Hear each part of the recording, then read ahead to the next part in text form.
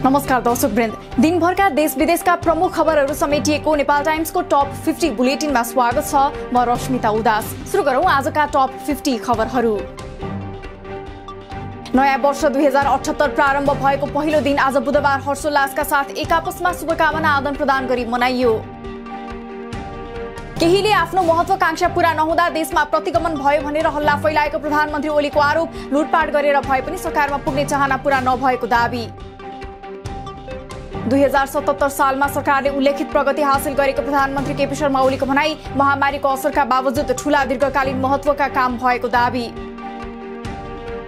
जनतालाई आशा जोगाउने गरी विकास निर्माणका कामहरू भइरहेको प्रधानमन्त्री ओलीको दाबी। अपराध नियन्त्रण गर्न अध्यादेश मार्फत कडा कानून ल्याए पनि संसदमा पेश गर्न नदिएको गुनासो। सरकारले संसद सचिवालयमा टेबल गरेको एमसीसी प्रस्ताव छलफलका लागि संसदमा प्रस्तुत गर्नुपर्ने प्रधानमन्त्री ओलीको धारणा। संसदमा निर्णयार्थ प्रस्तुत नगर्नु असंवैधानिक हुने तर्क। नयाँ वर्षको प्रारम्भसँगै राजनीतिक दलहरूबीच नयाँ समन्वय र समझदारी कायम हुने सभामुख अग्निप्रसाद सापकोटाको विश्वास। संसदलाई जनमुखी बनाउन प्रयत्न गर्ने प्रतिबद्धता।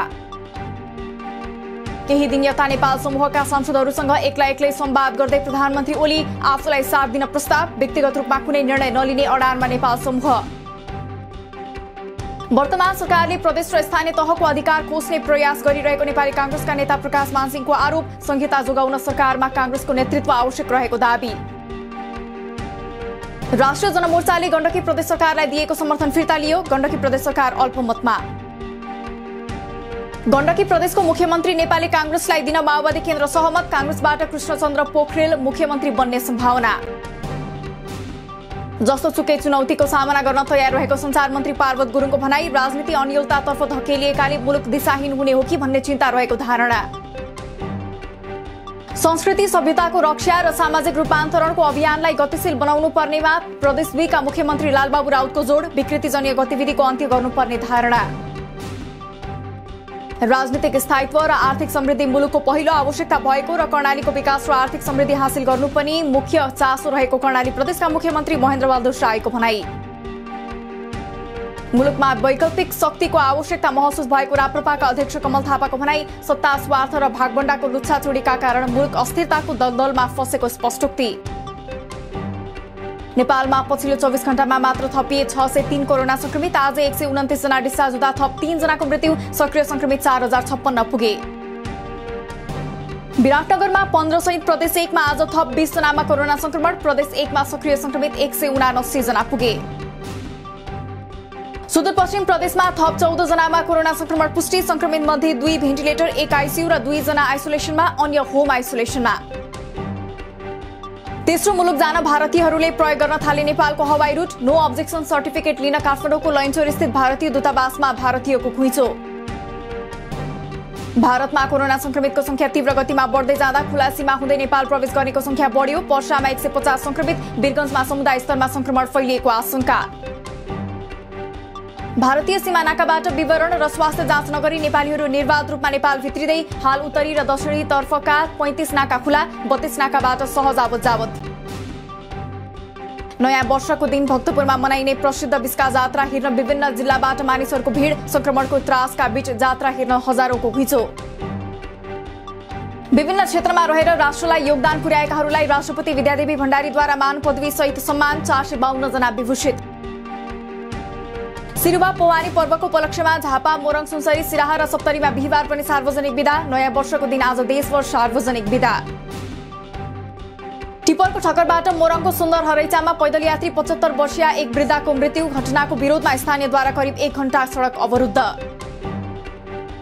गुल्मीबाट प्युठानको स्वर्गद्वारी जाँदै गरेको जीप दुर्घटना हुँदा जिल्ला प्रशासन कार्यालयका प्रमुख प्रशासकीय अधिकृत सहित 5 जनाको मृत्यु। घाइते 6 जनालाई हेलिकप्टर मार्फत काठमाडौँ ल्याइयो।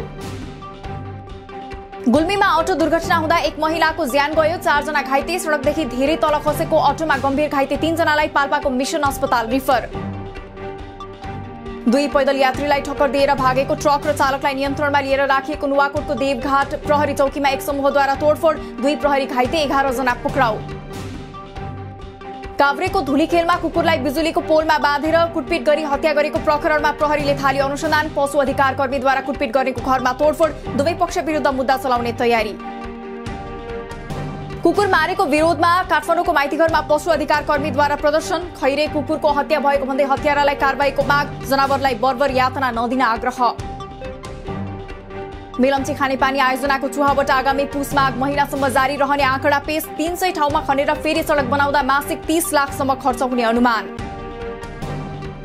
रसुवाको लाङटाङ राष्ट्रिय निकुञ्ज क्षेत्रबाट निर्माण गर्दा चीनसँगको पहिलो अन्तर्देशीय प्रसारण लाइनको झण्डै 1 अर्ब लागत घट्ने। 6 वर्षमा निर्माण सम्पन्न हुने आयोजनामा झण्डै 10 अर्ब खर्च हुने अनुमान। नयाँ वर्ष 2078 को अवसर पारेर बुधबारदेखि विष्णुमती नदी सफाई अभियान सुरु। आगामी दिनमा अझै बढी समय दिने सांसद जीवनराम श्रेष्ठको भनाई।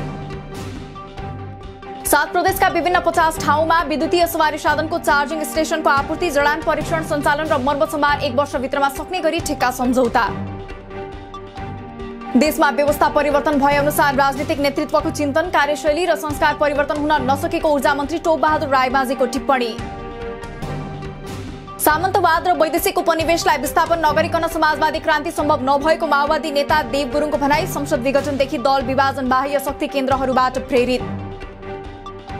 नेपालको राष्ट्रियता, सार्वभौमिकता र अखण्डता धरापमा परेको जनमोर्चाका अध्यक्ष चित्रबहादुर केसीको टिप्पणी। संस्थागत गर्न चुनौती रहेको उल्लेख। राष्ट्रिय पुनर्निर्माण प्राधिकरणले विपद जोखिम मुक्त नेपाल निर्माण सम्बन्धी 10 वर्षीय महाअभियान सञ्चालन गर्ने। आगामी आर्थिक वर्षका लागि 36 अर्ब 35 करोड बजेट प्रस्ताव। सरकारले नयाँ वर्षमा मेरो किता कार्यक्रम सुरु गर्दै मेरो किता मार्फत आफ्नो जग्गा धनी पूर्जा, आफ्नो किता आफू बसेकै ठाउँबाट एप्स मार्फत हेर्न सकिने।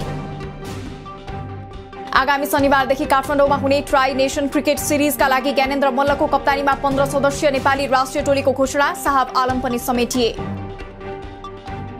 इन्डियन प्रिमियर लिग आइपीएलमा आज रोयल च्यालेन्जर्स बेंगलुरु र सनराइजर्स हैदराबाद बीच प्रतिस्पर्धा हुँदै। आईसीसी वरियतामा लामो समयसम्म शीर्ष स्थानमा रहेका भारतीय ब्याट्सम्यान विराट कोहलीलाई पछि पार्दै पाकिस्तानका ब्याट्सम्यान बाबर आजम शीर्ष स्थानमा। यूईएफए च्याम्पियन्स लीगको क्वार्टर फाइनलको दोस्रो लेगमा आज राति इंग्लिश क्लब लिभरपुलले स्पेनिश क्लब रियल मैड्रिडको सामना गर्दा बोरुसिया डर्टमुन्ड र म्यान्चेस्टर सिटी बीच खेल हुँदै। भारतको महाराष्ट्रमा आजदेखि कडा प्रतिबन्ध सुरु। अनिवार्य सेवाका लागि स्थानीय रेल र बस सेवाहरू भने खुल्ने। मन्दिर, मस्जिद, विद्यालय, कलेजहरू बिहान 7 बजेसम्म बन्द। संक्रमणको जोखिमलाई बेवास्ता गर्दै भारतको हरिद्वारमा तेस्रो शाही स्नानका लागि हजारौंको संख्यामा भक्तजनहरू भेला। संक्रमण झन बढ्ने चिन्ता। पूर्व राजा ज्ञानेन्द्र शाह सहभागी कुम्भ मेलामा भारतको उत्तर प्रदेशका मुख्यमन्त्री आदित्यनाथ योगीलाई पनि कोरोना संक्रमण। भारतमा एकै दिन अहिलेसम्मकै सबैभन्दा धेरै 1,85,000 कोरोना संक्रमित थपिए। दोस्रो लहरसँगै फैलिएको कोभिडको नयाँ भेरिएन्ट बढी संक्रामक र घातक। अमेरिकाले जोन्सन एन्ड जोन्सनको कोभिड खोप लगाउन तत्काल रोक लगाउने निर्णय। खोप लगाएका व्यक्तिमा रगत जम्ने समस्या देखिन सक्ने अधिकारीहरूको भनाई। नानटाज परमाणु केन्द्रमा साइबर आक्रमणबाट क्षति पुगेको समाचार आएसँगै चाँडै 60% शुद्ध युरेनियम सम्वर्धन गर्न सुरु गर्ने इरानको निर्णय। नाइजरको नियामे स्थित परालले छाएको एक विद्यालयमा मंगलबार लागेको भीषण आगलागीमा परि झण्डै 20 जना बालबालिकाको मृत्यु। र आगामी सेप्टेम्बर 11 सम्ममा सबै अमेरिकी सैनिकले अफगानिस्तान छाड्ने। 20 वर्षदेखि जारी युद्धमा 2500 भन्दा धेरै अमेरिकी सैनिकहरूले ज्यान गुमाए। दिनभरका देश विदेशका प्रमुख खबरहरू समेटिएको नेपाल टाइम्सको टप 50 बुलेटिन अहिलेलाई सकियो। हामी भोलि फेरि दिनभरका टप 50 समाचार लिएर आउने नै छौं। नेपाल टाइम्सको युट्युब च्यानल सब्स्क्राइब गर्नुहोस्, फेसबुक पेज लाइक गर्नुहोस्। ताजा खबरहरूका लागि नेपाल टाइम्सको अनलाइन पोर्टल www.nepaltimes.net मा पनि गएर हेर्न सक्नुहुनेछ। नेपाल टाइम्स हेर्दै गर्नुहोला। नमस्कार।